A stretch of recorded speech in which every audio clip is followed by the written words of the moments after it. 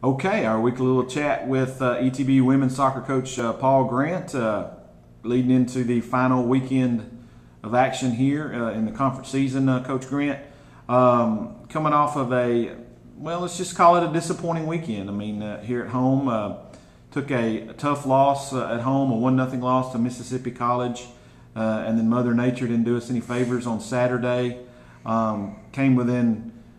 Basically came within 12 minutes against Louisiana College of what would have been an official victory, but again, the weather had other ideas.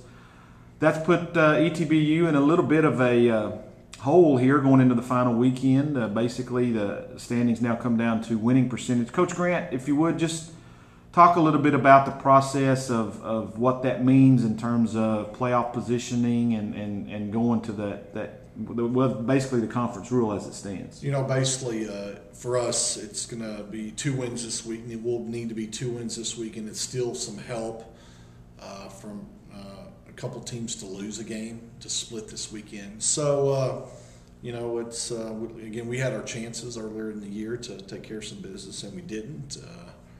But the positive is you got this weekend still to take care of business. So, but as far as the winning percentage, it's basically based on wins and losses, and one of the things we've adjusted this year in the conference is the .33 for a tie, which makes it fair to everyone. So with our chances this weekend, we'll roll out the dice and see what happens. When we say 12 coming within 12 minutes of a victory, of course the rule is you have to play 70 minutes for it to be an official game. Strange deal Saturday night. Your game got started, you jumped out to a 3-0 lead, and you were in like the 58th, 59th minute or so, and of course then the storms came through and wiped everything out. So that's kind of put us in a tough position going into this week. Obviously, it's a tough road trip, obviously, going out there to play Hardin-Simmons, ranked number 2 in the country, I believe, at this point. Just an outstanding program out there. Talk a little bit about the challenges that your team faces this week. I mean, it's fairly obvious, but you do have an opportunity as well. We do have an opportunity, and it's been one of those seasons where it's been a kind of up and down ride. But we're looking at this weekend to take care of some things. But at the end of the day, there's a bigger picture here. We've got some young kids that have really stepped up this year and done well. We've been forced to do a couple of things with a couple key players out and stuff, and it's been very, very, very positive for us.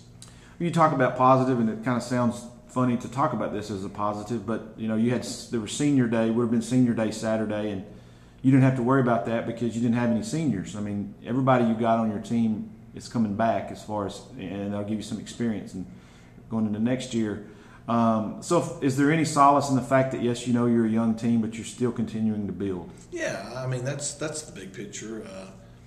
Obviously, you'd like the baby steps to be quicker, bigger. They're not. But at times, it goes with the growing, goes with the process.